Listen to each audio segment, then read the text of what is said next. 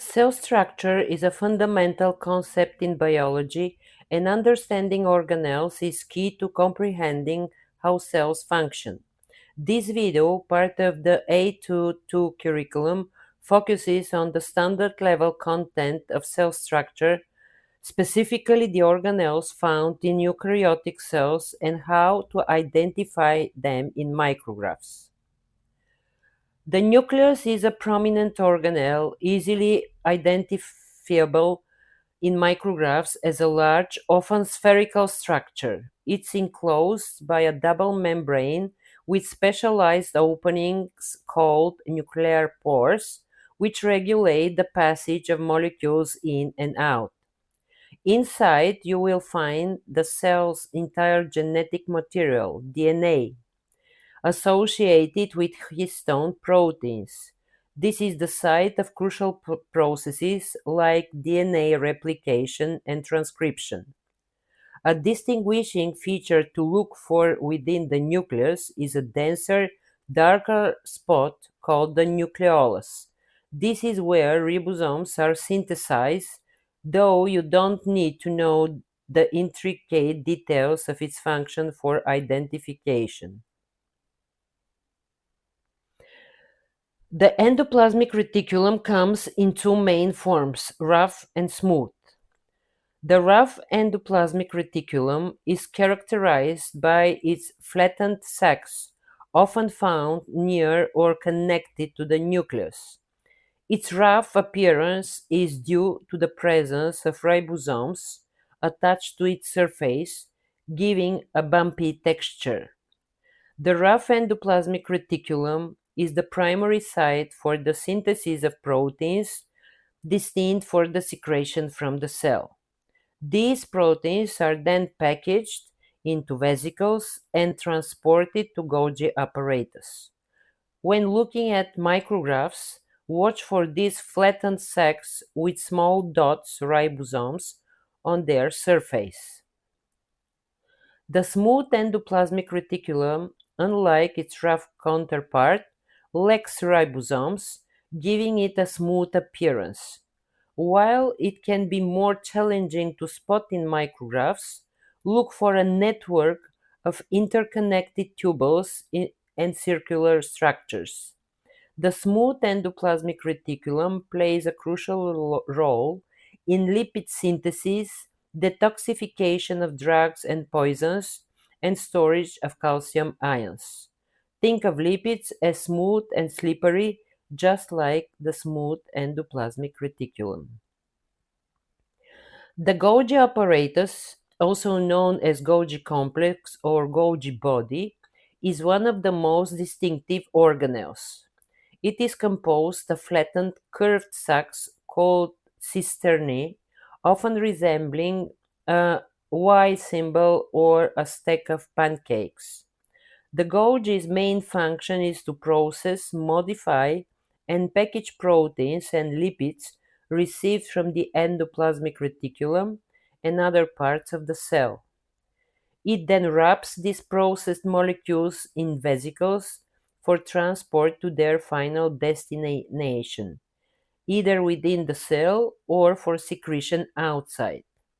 In the micrographs, you often find the Golgi near the cell periphery, and the presence of numerous small vesicles around it is a strong indicator.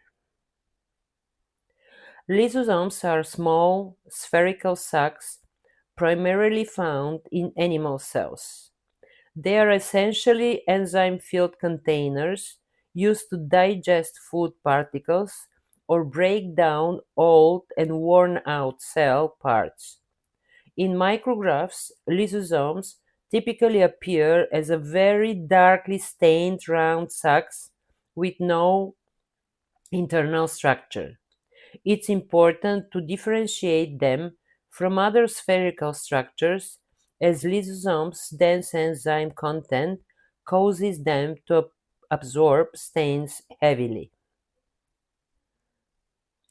The mitochondria, singular mitochondrion, are often referred as the powerhouses of the cell, though it's more accurate to say they are the site of aerobic cellular respiration and oxidative phosphorylation. A mitochondrion has a distinctive double membrane, an outer membrane and highly folded inner membrane. These folds are called cristae, and they are a key feature to look for in micrographs. This folded appearance of the inner membrane is that giveaway for identifying mitochondria.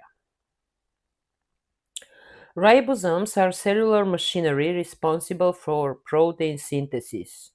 You will find them in two primary locations, attached to the rough endoplasmic reticulum and floating freely in the cytoplasm. In micrographs, ribosomes appear as very small dots.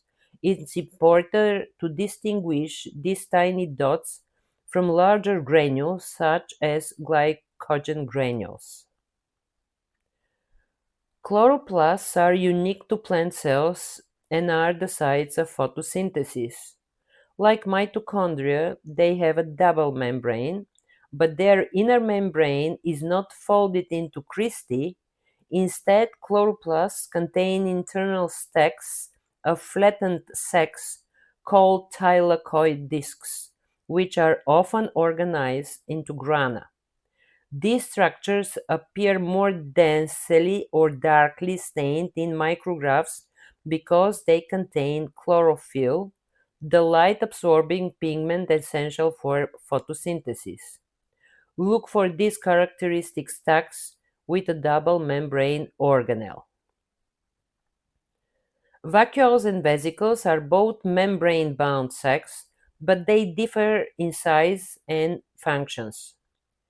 Vacuoles. In plant cells, a large central vacuole often dominates the cell volume, serving as a storage space for water, nutrients, and waste products. This large size is a key identifying feature in plant cell micrographs. Animal cells may have smaller temporary vacuoles, but they are not as prominent. Vesicles are much smaller sacs, primarily involved in transporting substances within the cell or for secretion. You will often see them budding off from organelles like the rough endoplasmic reticulum and Golgi apparatus. In micrographs, they appear as tiny spherical sacs.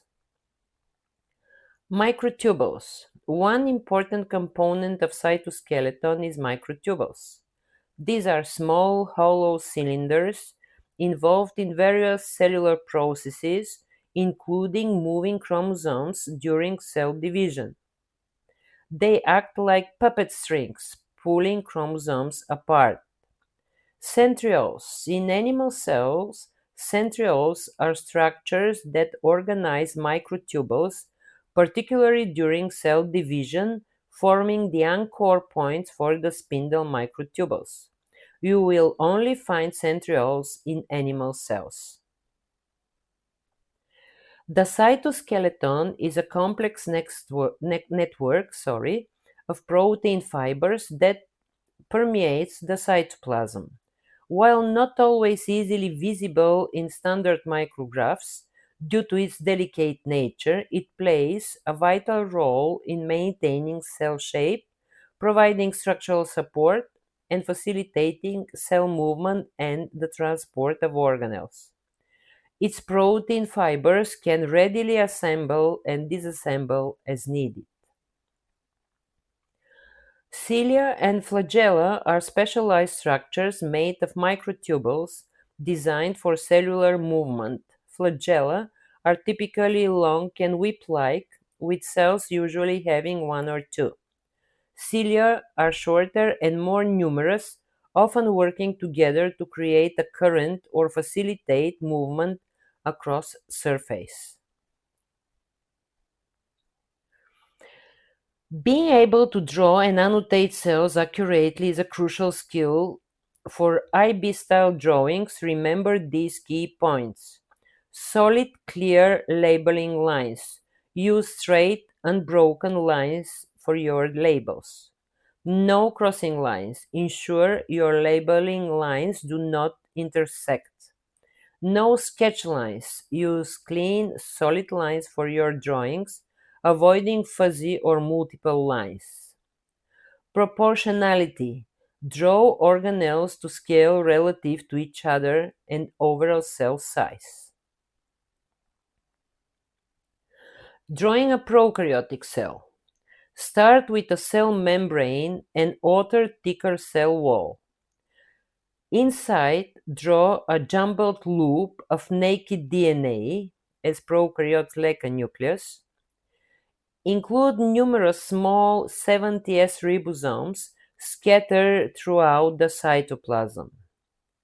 Some prokaryotes may also have an additional loop of DNA called a plasmid or a long flagellum for movement, at least twice the length of the cell. Remember, no membrane-bonded organelles. Drawing a plant cell. Begin with a cell wall, thicker, outside of the cell membrane. Draw a nucleus with a double membrane and visible pores. Include the rough endoplasmic reticulum adjacent to the nucleus, covered with ribosomes. A large central vacuole should dominate the cell interior. Draw chloroplasts with their double membrane and characteristic stacks of thylakoid discs.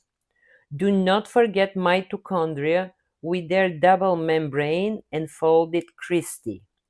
You can also include the Golgi apparatus with associated vesicles and free ATS ribosomes in the cytoplasm.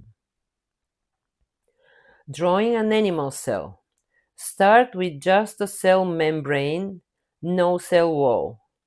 Draw a nucleus with a double membrane and pores. Include the rough endoplasmic reticulum near the nucleus. Draw the Golgi apparatus with associated vesicles, often located towards the cell periphery. Don't forget mitochondria with their cristae. Scatter free ATS ribosomes throughout the cytoplasm and on the rough endoplasmic reticulum. You can also include lysosomes as small, darkly stained spheres. If applicable, you might also draw centrioles only in animal cells and small, not prominent vacuoles. By focusing on these features and practicing your drawing skills, you'll be well equipped to identify and represent cell structures in micrographs and diagrams. That's all for today. It was great exploring the fundamental structures of cells with you. Keep these concepts in mind as they will be essential when we dive into more complex topics in our upcoming IB biology lessons. See you next time.